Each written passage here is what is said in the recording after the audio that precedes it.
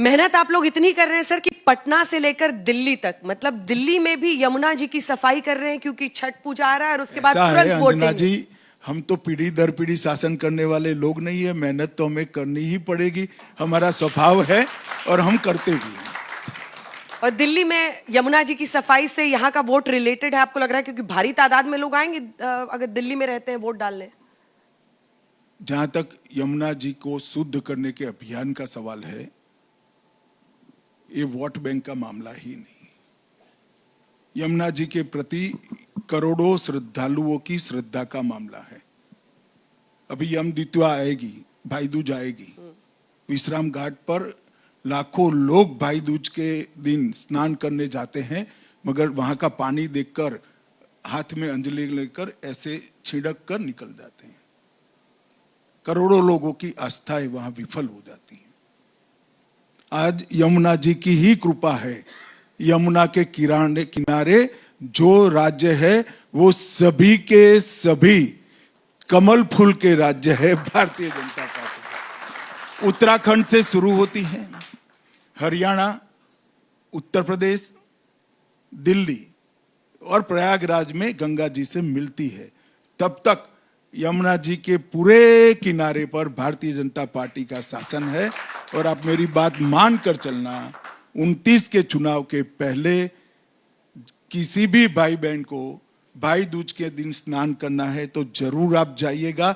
आप स्वच्छ पानी में यमुना जी में किल्लोल कर स्नान कर पाएंगे।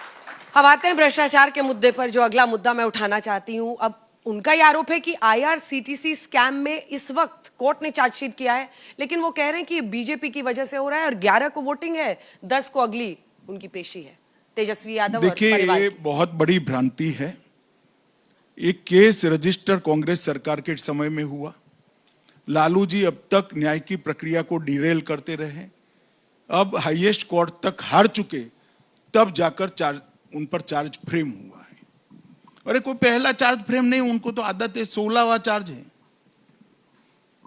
15 चार्ज पहले ही फ्रेम हो चुके, सजा भी हो चुकी है। ये कोई नई बात नहीं है। इससे लालू जी सिंपैथी लेने का प्रयास न करे, कभी नहीं मिलेगी। लालू जी, जब आप रेल मंत्री थे, आपने रेलवे में भर्ती के लिए भी घोटाला किया, रेलवे का गेस्ट हाउस बेचने में भी घोटाला किया, और नरेंद्र भाई की सरकार आई तो 20 वंदे भारत ट्रेन बिहार में चालू हो गई। ये फर्क है। और वो तो कह रहे हैं कि आप 130वां संशोधन भी संविधान का इसलिए लेकर आए हैं क्योंकि आप विपक्षी नेताओं को निपटाना चाहते हैं कि 30 दिन तक बेल नहीं मिली तो कुर्सी गई। देखिए अंजना जी, एक गलतफहमी फैलाने का प्रयास वो लोग कर रहे हैं। 130वां संशोधन भारतीय जनता पार्टी को भी लागू होता है, हमारे मुख्यमंत्रियों को भी होगा, हमारे प्रधानमंत्री को भी होगा। वो सिर्फ विपक्ष को लिए नहीं है, सभी चुने हुए पदाधिकारियों। मगर हमें डर नहीं है क्योंकि हमें कुछ गलत करना नहीं है।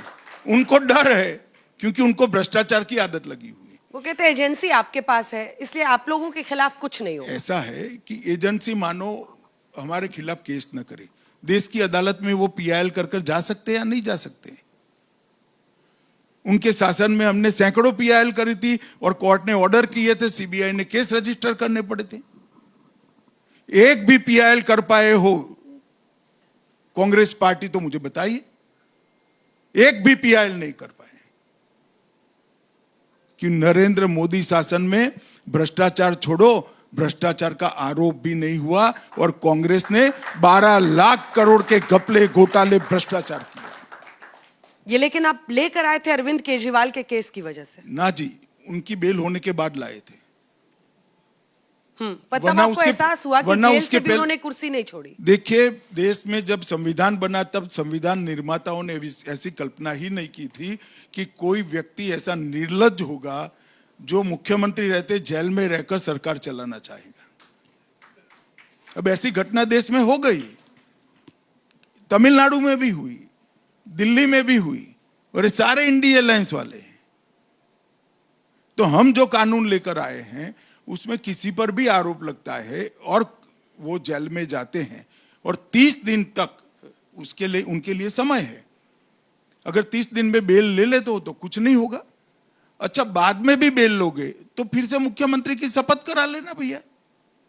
जैसा हेमंत सोरेन जी ने लिया।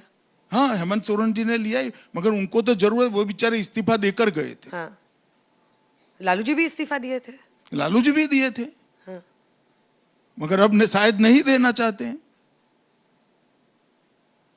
और मैं आज तक के माध्यम से देश की जनता को पूछना चाहता हूं, किसी राज्य का मुख्यमंत्री, मंत्री या केंद्र का मंत्री या प्रधानमंत्री देश का जेल में बैठकर सरकार चलाना चाहिए क्या? ये किस प्रकार के लोकतंत्र की हम कल्पना कर रहे हैं, मेरी समझ में नहीं आता है। और क्या हो गया है मीडिया को, वो भी कोरस में आ गया है, इनके साथ सहगान कर रहा है। भाई, आप लोग तो कम से कम बताइए कि वास्तविकता क्या है। आपका बेल हो जाएगा तो आप फिर से सीएम बन जाओगे।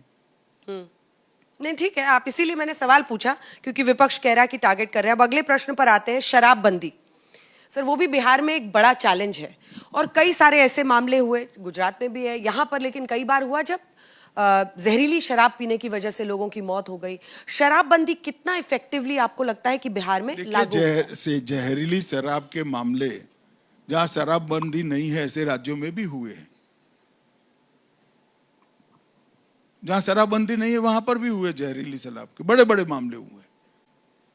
तो इसको जोड़कर देखना ठीक नहीं है।